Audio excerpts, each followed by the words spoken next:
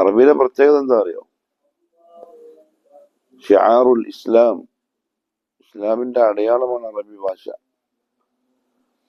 ഇപ്പൊ മുസ്ലിമീങ്ങളായ നമുക്ക് തന്നെ അറബി ഭാഷ വായിക്കാൻ അറിയില്ലെങ്കിൽ എന്താ പിന്നെ നമ്മളെ ഇസ്ലാമിന്റെ അവസ്ഥ? എന്നുവെച്ചാല് നമ്മൾ ഇസ്ലാമിന്റെ പഠനത്തിനോ അറബി പഠിക്കുന്നതിനോ ഒന്നും ഒരു വില കൊടുത്തില്ല. ഏറ്റവും വലിയ പ്രശ്നം. ഒരു ഗൗരവമില്ല. അതായത് അറബി വായിക്കാൻ നമുക്ക് അറിയില്ല എന്ന് പറഞ്ഞാൽ അത് നമ്മുടെ ജീവിതത്തിന് നാണക്കേടാണ്. മുസ്ലിം ആയതുകൊണ്ട് അങ്ങനത്തെ അവസ്ഥ മുസ്ലിമിനുണ്ടായിക്കൂടാ. അറബി അറിയാത്ത, ഇംഗ്ലീഷ് ഭയങ്കരമായിട്ട് അറിയൽ അത് നാണക്കേടാ ശരിക്കും. അത് ഇസ്സത്തല്ല. നമ്മൾ സാഹിബിന്റെ ഭാഷ ഭയങ്കരമായിട്ട് അറിഞ്ഞാൽ അതിനെന്തായിട്ടാ കാണുക? അത് ഭയങ്കര സ്റ്റാറ്റസ്, ഇസ്സത്ത്, അഭിമാനം. അത് ദീനില്ലാത്തവർക്ക്. ദീനുള്ളവരുടെ അഭിമാനം ഭാഷയിലെ അറബിയാണ്. ഖുർആന്റെ ഭാഷ, ഹദീസിന്റെ ഭാഷ, നബി സല്ലല്ലാഹു അലൈഹി വസല്ലമയുടെ ഭാഷ, ഇസ്ലാമിന്റെ ഭാഷ. അതിനുവേണ്ടിയല്ലേ നമ്മുടെ മനസ്സിൽ പോകുന്നത് പഠിക്കാൻ. അതറിയാത്ത ശരിയല്ല. മെനക്കെടണം. ഇൽമ് നമ്മൾ മെനക്കെടാണ്ട് കിട്ടൂല, പണിയെടുക്കാണ്ട് കിട്ടൂല. ബാക്കി എന്തറിവും ഒരു പ്രായത്തിൽ കഴിയുമ്പോൾ നമ്മൾ ബന്ധപ്പെടുന്ന മേഖലയിലുള്ള അറിവ് നമുക്ക് അല്ലാഹു തരും. അത് നമ്മളങ്ങ് പ്രകൃതിയിൽ നിന്ന് പഠിക്കും. സ്കൂളിൽ പോവാത്ത മനുഷ്യന്മാർക്കൊന്നും അറിയില്ല. ഒരു വർത്തമാനം പറയുന്നില്ലേ, കച്ചവടം ചെയ്യുന്നില്ലേ, കുടുംബം പോറ്റുന്നില്ലേ, നല്ലയിടത്തൊക്കെ പഠിച്ചിട്ടാ. ഒരു മനുഷ്യന് ഒരു പ്രായമുണ്ട്. ആ പ്രായമാകുമ്പോൾ അതൊക്കെ പ്രകൃതി നമുക്ക് പഠിക്കലാണ്. പക്ഷെ ഇൽമ അങ്ങനെയല്ല. ഇൽമിന് നമ്മൾ സമയം അങ്ങോട്ട് കൊടുത്ത് കുറച്ച് കഷ്ടപ്പെട്ട് പ്രയാസപ്പെട്ടാലേ ഖുർആനും ഹദീസും പഠിക്കാൻ പറ്റുള്ളൂ. അല്ലാണ്ട് സാധിക്കില്ല. അതുകൊണ്ട് കുറച്ച് മെനക്കെടണം, ആഗ്രഹം വേണം. നമ്മൾ ആദ്യം മറാത്തിബുൽ ഇൽമു പറഞ്ഞ് ഓർമ്മയുണ്ടോ? അതിൽ ആഗ്രഹം വേണം, ഹിർസ് വേണം. ആഗ്രഹം ഉണ്ടെങ്കിൽ ആർക്കും എന്തും പഠിക്കാൻ പറ്റും. അതുകൊണ്ട് അങ്ങനെ ഒരു ഈസി നോർമൽ ആയിട്ട് കണ്ടുകൂടാ. ഹദീസാണ്. വായിക്കാൻ പഠിക്കണം, അതിന്റെ അർത്ഥം പഠിക്കണം, അതിന്റെ ഉള്ളിൽ എന്താണോ നമുക്കുള്ള പാഠം അത് മനസ്സിലാക്കി അമൽ ചെയ്യണം. അതാ ചെയ്യേണ്ടത്. അപ്പൊ ഈ ഹദീസ് റിപ്പോർട്ട് ചെയ്യുന്ന സഹാബി ആരാ? അബൂ ഹുറൈറ. അദ്ദേഹത്തിന്റെ ശരിക്കുള്ള പേരെന്താണെന്നറിയോ? അബ്ദുറഹ്മാൻ. അബൂ ഹുറൈറ റളിയല്ലാഹു അൻഹുവിന്റെ ശരിക്കുള്ള പേര് അബ്ദുറഹ്മാൻ ഇബ്നു സഖർ. അദ്ദേഹത്തിന്റെ കുഞ്ഞത്താണ് അബൂ ഹുറൈറ. എന്താ കുഞ്ഞത്ത് എന്ന് പറഞ്ഞാൽ?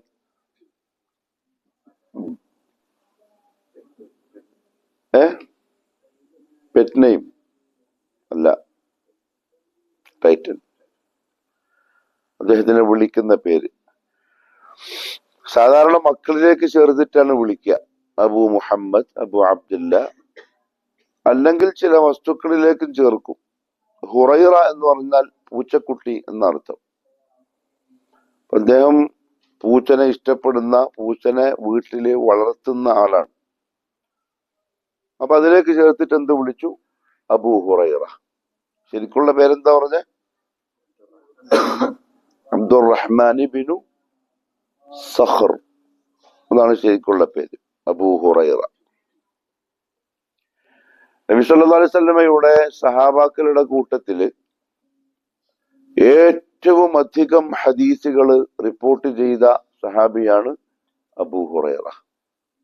ഏറ്റവും അധികം ഹദീസുകൾ ഓരോന്നും നമ്മൾ പരിശോധിച്ച് എണ്ണിയാൽ അതിൽ ഏറ്റവും അധികം ഹദീസ് നബി സല്ലല്ലാഹു അലൈഹി വസല്ലമ തങ്ങളിൽ നിന്നും റിപ്പോർട്ട് ചെയ്തിട്ടുണ്ടാവുക അബൂ ഹുറൈറ ആയിരിക്കും.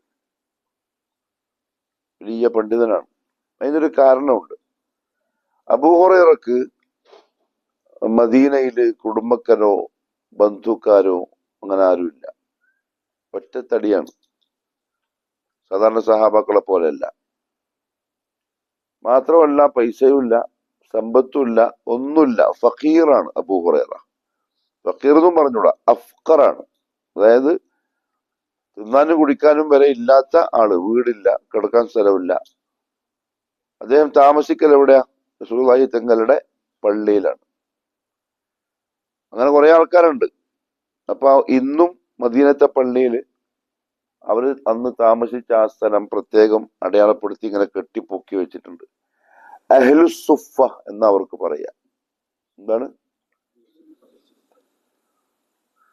കുറെ സഹാബാക്കൾ, 70ഓളം സഹാബാക്കളുണ്ട്.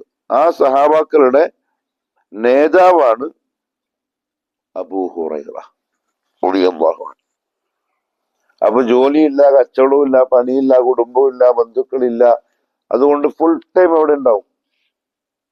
പള്ളിയിലുണ്ടാവും. അതുകൊണ്ട് തന്നെ ഏറ്റവും അധികം ഹദീസുകൾ റസൂലുള്ളാഹി സ്വല്ലല്ലാഹി അലൈഹി വസല്ലം തങ്ങളിൽ നിന്ന് കേട്ടതും പഠിച്ചതും ഒക്കെ ആ സഹാബിയാണ്. കൂടെ തന്നെ ഉണ്ടാകുന്നതിനെ കൊണ്ട്. മനസ്സിലായോ? അതാണ് അബൂ ഹുറൈറ. ആ സഹാബിയാണ് ഈ ഹദീസ് റിപ്പോർട്ട് ചെയ്യുന്നത്. ഖാല, അദ്ദേഹം പറഞ്ഞു, ഖാല റസൂലുള്ളാഹി സ്വല്ലല്ലാഹു അലൈഹി വസല്ലം, റസൂലുള്ളാഹി സ്വല്ലല്ലാഹു അലൈഹി വസല്ലം തങ്ങൾ പറഞ്ഞു, ആയത്തുൽ മുനാഫിഖി സലാസുൻ. ആയത്തു എന്ന് പറഞ്ഞാൽ അടയാളം. ഇംഗ്ലീഷിൽ എന്താ പറയാ?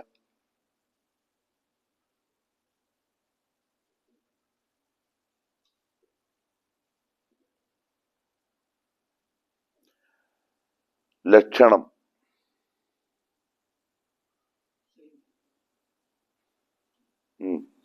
സെയിം തന്നെ. ആരുടെ? അൽ മുനാഫിഖി, കപട വിശ്വാസിയുടെ അടയാളം. എന്ന് പറയാ സൈൻ ഓഫ് മുനാഫിഖ്. സലാസുൻ, മൂന്നെണ്ണം ഉണ്ട്. മുനാഫിഖ് എന്ന് പറഞ്ഞാൽ അർത്ഥം കപട വിശ്വാസിയാണ്. പക്ഷെ എന്താ അതിനെ കൊണ്ട് ഉദ്ദേശിക്കുന്നത്? ആരാണ് കപട വിശ്വാസി? ഉള്ളിൽ ഒന്നായിരിക്കും, പുറത്ത് വേറൊന്നായിരിക്കും. അതാണ് കപട വിശ്വാസി. അതിന് പറയുന്ന പേരാണ് അറബിയിൽ നിഫാഖ്, കാപട്യം. നിഫാഖ് ഉള്ളവൻ മുനാഫിഖ്. ഇതുപോലെ ഇസ്ലാം ഉള്ളവൻ മുസ്ലിം, ഈമാൻ ഉള്ളവൻ മുഅ്മിൻ, ഇഹ്സാൻ ഉള്ളവൻ മുഹ്സിൻ, നിഫാഖ് ഉള്ളവൻ മുനാഫിഖ്, ഷിർക്കുള്ളവൻ മുശ്രിക്, ഖാലിദ, കുഫറുള്ളവൻ കാഫിർ. നിഫാഖ് രണ്ട് തരത്തിലുണ്ട്. എത്ര വിഭാഗം? രണ്ട് വിഭാഗം.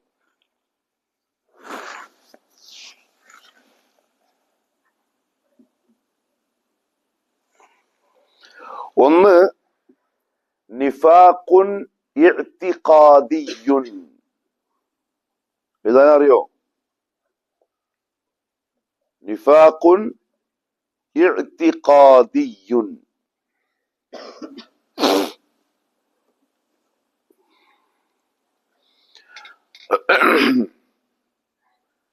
ഇഅ്തിഖാദിയുൻ എന്നെങ്ങനെ എഴുതുക?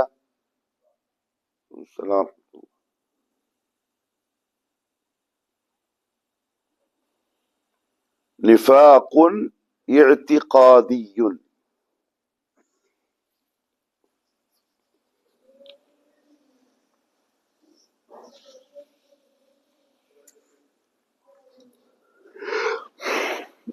എന്ന് പറഞ്ഞാൽ എന്താ? വിശ്വാസപരമായ നിഫാഖ്, അതായത് വിശ്വാസത്തിലുള്ള കാപട്യം. മനസ്സില് ഇസ്ലാമിനെതിരായിട്ടുള്ള വിശ്വാസം വിശ്വസിക്കുക ഉള്ളില്, പുറമെ ഇസ്ലാമിന്റെ വിശ്വാസം കാണിക്കുക. മദീനത്തുണ്ടായിരുന്ന മുനാഫിക്കുകളുടെ സ്വഭാവം അതായിരുന്നു. അവർ അള്ളാഹുവിലും അന്ത്യദിനത്തിലും പരലോകത്തിലും ഒന്നും വിശ്വസിക്കുന്നില്ല ആ മുനാഫിക്കുകൾ. പക്ഷെ പുറമെ അവർ കാണിക്കുന്ന എന്താണ്? അങ്ങനെ വിശ്വസിക്കുന്നുണ്ട്. ഉള്ളില് ഒരു വിശ്വാസമില്ല. അള്ളാഹനെ വിശ്വസിക്കൂല, ആഖിറത്തിൽ വിശ്വാസം ഉണ്ടാവൂല, നബി സല്ലല്ലാഹു അലൈഹി വസല്ലം തങ്ങൾ പറഞ്ഞ കാര്യത്തിൽ വിശ്വാസം ഉണ്ടാവൂല, പക്ഷെ പുറമെ പറയുമ്പോ എന്ത് പറയും? വിശ്വാസം ഉണ്ട് എന്ന് പറയുകയും ചെയ്യും. ആണ് നിഫാഖുൻ ഇഅ്തിഖാദിയുൻ. ഇവർ ഇസ്ലാം എന്ന് പുറത്താണ്. വിശ്വാസപരമായ നിഫാഖുള്ളവർ പിന്നെ മുസ്ലിം എന്ന് പറയൂല, ഇസ്ലാമിൽ നിന്നും പുറത്താക്കപ്പെട്ടവരാണ്. കാഫറിനെ പോലെ മുശ്രിക്കിനെ പോലെ ഇസ്ലാം എന്ന് പുറത്തുള്ളവരാണ്. കാരണം എന്തുമായി ഇല്ലാണ്ടായി? വിശ്വാസം ഇല്ലാണ്ടായി. വിശ്വാസത്തിൽ കാപട്യം വന്നപ്പോ പോയി. മദീനയില് ആണ് മുനാഫിക്കുകൾ ഉള്ളത്, മക്കത്തില്ല. മക്കത്തുള്ളതാരാ? മുശ്രിക്കുകളാണ്, ശിർക്ക് ചെയ്യുന്ന ആൾക്കാർ. അവരെ ഉള്ളിലൊന്നും പുറത്തൊന്നുമല്ല, ഉള്ളിലും പുറത്തും എല്ലാം തന്നെ ശിർക്ക് തന്നെ ഉള്ളൂ. മദീനത്ത് ഉള്ള മുനാഫിക്കീങ്ങള് ഉള്ളിൽ അവർക്ക് എന്തില്ല? വിശ്വാസമില്ല. പുറമെ വിശ്വാസം ഉണ്ടെന്ന് കാണിച്ചത് എന്തിനാന്നറിയോ? ഒന്ന്, മദീന ഇസ്ലാമിക രാജ്യമാണല്ലോ. അപ്പൊ മുസ്ലിമീങ്ങൾക്കൊരു നിയമം ഉണ്ടാവും, ആനുകൂല്യങ്ങൾ ഉണ്ടാവും. മുസ്ലിമീങ്ങൾ ആനുകൂല്യം മീൻസ് ബെനിഫിറ്റ്സ് ഉണ്ടാവും, മുസ്ലിം ആയതുകൊണ്ടുള്ളത്. ഇവർക്കത് കിട്ടൂലല്ലോ. അപ്പൊ പുറമെ മുസ്ലിമാന്ന് കാണിച്ചാൽ അതവർക്ക് കിട്ടും. അത് കിട്ടാൻ വേണ്ടി എന്ത് ചെയ്തു? പുറത്ത് വിശ്വാസിനെ പോലെ കാണിച്ചു, ഉള്ളിലോ ഒരു വിശ്വാസമില്ല, വെറുപ്പ് മാത്രമേ ഉള്ളൂ ഇസ്ലാമിനോട്. അല്ലെങ്കിൽ യുദ്ധം നടന്നാല് ഗനീമത്ത് കിട്ടും. എന്താ ഗനീമത്ത്? മാലുൽ ഗനീമ. ശത്രുക്കള് തോറ്റിട്ട് ഓടിയാൽ അവരെ യുദ്ധക്കളത്തിൽ ഒഴിവാക്കിയിട്ട് പോകുന്ന സാധനങ്ങൾ ഉണ്ടാവും. കുതിരകള്, ഒട്ടകങ്ങള്, വാള്, പരിച, അമ്പ്, വില്ല്, അങ്ങനെ പലതും ഉണ്ടാവും. അപ്പൊ യുദ്ധാനന്തര സ്വത്ത്, യുദ്ധം കഴിഞ്ഞിട്ട് അവിടെ നിന്ന് കിട്ടുന്ന സാധനങ്ങൾ. ഒരു കാഫിര്യങ്ങളുടെ ഒരു കോട്ട പിടിച്ചടക്കി, അപ്പൊ അവിടെ സ്വർണങ്ങൾ ഉണ്ടാവും, വിലപിടിപ്പുള്ള സ്ഥാനങ്ങൾ ഉണ്ടാവും. അതെല്ലാം പിന്നെ ആർക്കാവും? മുസ്ലിമുകൾക്കാണ്. അപ്പൊ അത് വീതിച്ചു കൊടുക്കും. അപ്പൊ മുനാഫിക്ക് എന്ത് ചെയ്തു?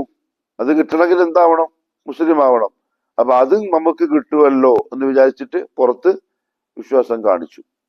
മനസ്സിലായോ? അല്ലെങ്കിൽ ഇസ്ലാമിക രാജ്യത്തല്ലേ അവർ ജീവിക്കുന്നത്. അപ്പൊ ഇസ്ലാമിക രാജ്യത്തുള്ള ഭരണാധികാരി അവരെ ഇസ്ലാമിലേക്ക് ക്ഷണിച്ച് ചിലപ്പം ഇസ്ലാമിലേക്ക് വരാതിരുന്നാൽ കൊന്നുകളയും. അത് പേടിച്ചിട്ട് എന്ത് ചെയ്യുന്നു? ഉള്ളിൽ വെറുപ്പാണെങ്കിലും പുറമെ വിശ്വാസമുള്ള പോലെ കാണും. അതായത് രണ്ട് മുഖമുള്ള മനുഷ്യന്മാർ. ഉള്ളിലൊരു മുഖമുണ്ട്, പുറത്ത് മറ്റൊരു മുഖമുണ്ട്. അത് വിശ്വാസത്തിലായതുകൊണ്ട് അവരെന്തായി? കാഫറിനെ പോലെ, മുശ്രിക്കിനെ പോലെ ഇസ്ലാമിൽ നിന്നും പുറത്തായവരാണ്. രണ്ടാമത്തേതാണ് നിഫാഖുൻ അമലിയുൻ.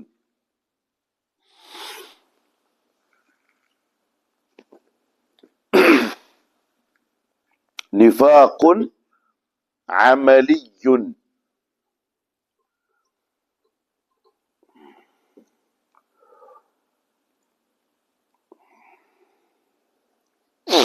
നിഫാഖുൻ അമലിയുൻ.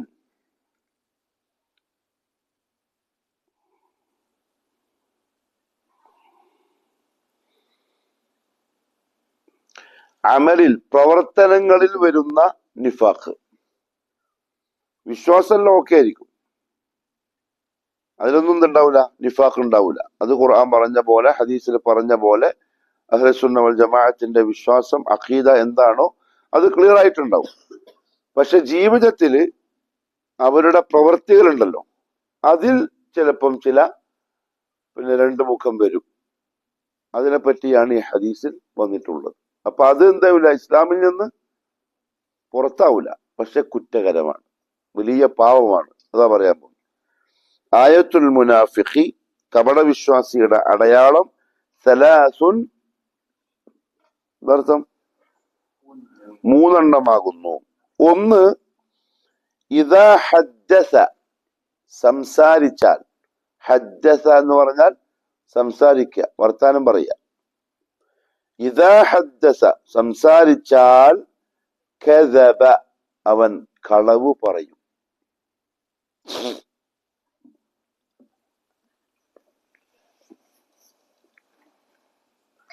സംസാരിച്ചാൽ എന്തു പറയും? കളവ് പറയും. ഇദാ ഹദ്ദസ കദബ, സംസാരിച്ചാൽ കള്ളം പറയുക. ഇത് മുനാഫിക്കിന്റെ അടയാളമാണ്. ഒരു മുഅ്മിനിന് ഒരു മുസ്ലിമിന് യോജിച്ചതല്ല എന്ത് പറയാൻ?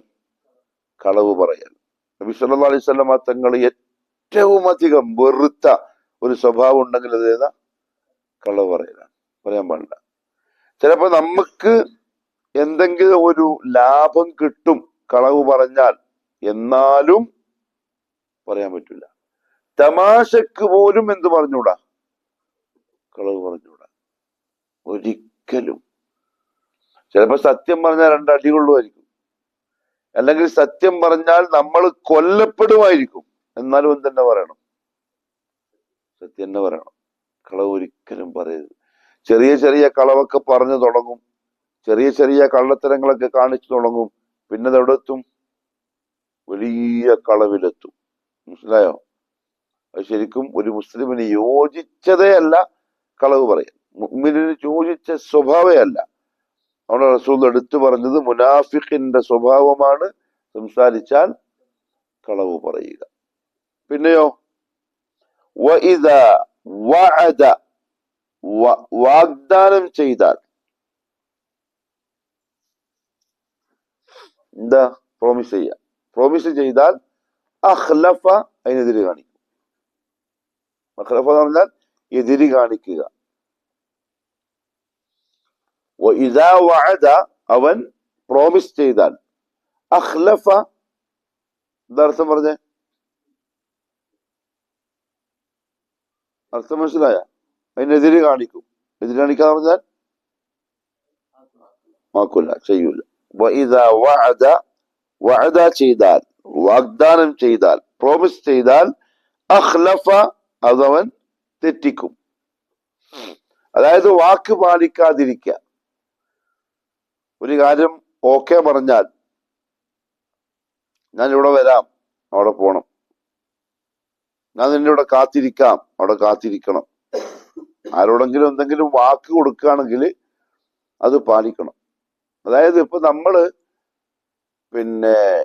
ഒരു കാര്യം ഏറ്റെടുക്കുമ്പോൾ, അല്ലെങ്കിൽ ആർക്കെങ്കിലും ഒരു പ്രോമിസ് കൊടുക്കുകയാണ്, ആ സമയത്ത് ഇവന് പ്രോമിസ് ചെയ്താൽ ഓക്കെ ആണ് എന്ന് അവന് തോന്നുന്നുണ്ടെങ്കിൽ നമ്മൾ നല്ല മുസ്ലിമാന്ന് അതിന്റെ അർത്ഥം, നമ്മൾ മുനാഫിഖ് അല്ല എന്നതിന്റെ അർത്ഥം. പക്ഷേ നമ്മൾ പ്രോമിസ് ചെയ്യുമ്പോൾ ഇവന്റെ പ്രോമിസ് നമുക്ക് അറിയുന്നല്ലേ, ഇവനെങ്ങനെ പറയുകയുള്ളൂ എന്നാണ് മറ്റുള്ളവർ പറയുന്നതെങ്കിൽ എന്താ അർത്ഥം? നമ്മൾ മുനാഫിഖാണ്. നമുക്ക് മുനാഫിക്കിന് പറഞ്ഞ ഈ സ്വഭാവം നമ്മളിലുണ്ട് എന്നർത്ഥം. വഅദ ചെയ്താൽ അത് ലംഘിക്കുക. ലംഘിക്കുക എന്ന് പറഞ്ഞാൽ മനസ്സിലായോ?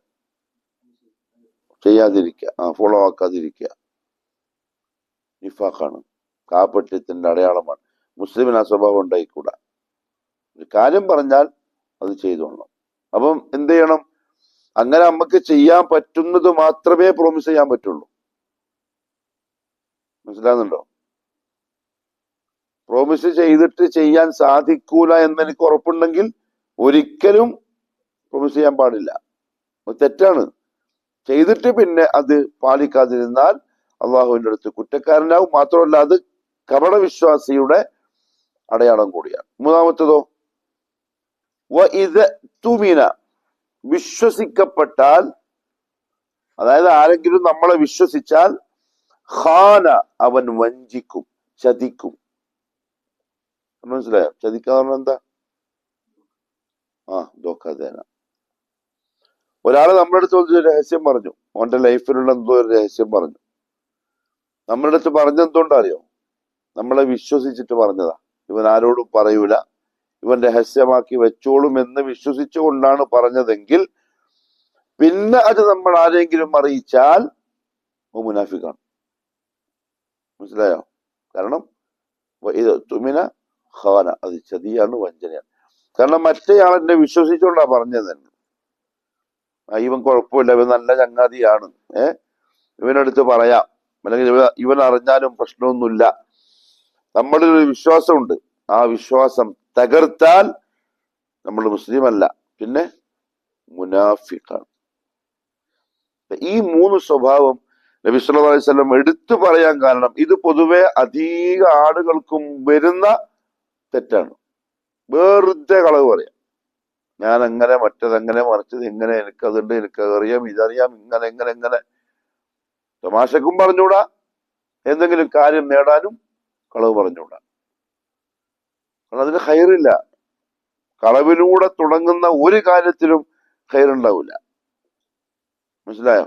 രണ്ടാമത്തത്, എന്തെങ്കിലും പ്രോമിസ് ചെയ്താൽ അത് ലംഘിക്കും മുനാഫിക്ക്. മുഅ്മിനാണെങ്കിലോ അത് പാലിക്കും. മൂന്നാമത്തത്, ഇത് എത്തുമിന ഖാൻ, ആരെങ്കിലും അവനെ വിശ്വസിച്ചാൽ ഇവൻ എന്ത് ചെയ്യും? ചതിക്കും, വഞ്ചകനായിരിക്കും. ഇത് കാരണം എന്താ അറിയോ? മുനാഫിഖിനെ അള്ളാഹു പരിശുദ്ധ ഖുർആൻ നമുക്ക് പരിചയപ്പെടുത്തുന്നത് നരകത്തിന്റെ ഏറ്റവും അടിയിലത്തെ തട്ടിലായിരിക്കും മുനാഫിക്കിന്റെ ശിക്ഷ. നരകത്തിന്റെ ഏറ്റവും അടിയിലെ തട്ട് എന്ന് പറയുമ്പോൾ ഏറ്റവും അധികം ചൂടുകൂടിയ സ്ഥലമായിരിക്കും. അവിടെയായിരിക്കും ഇവന്റെ ശിക്ഷ.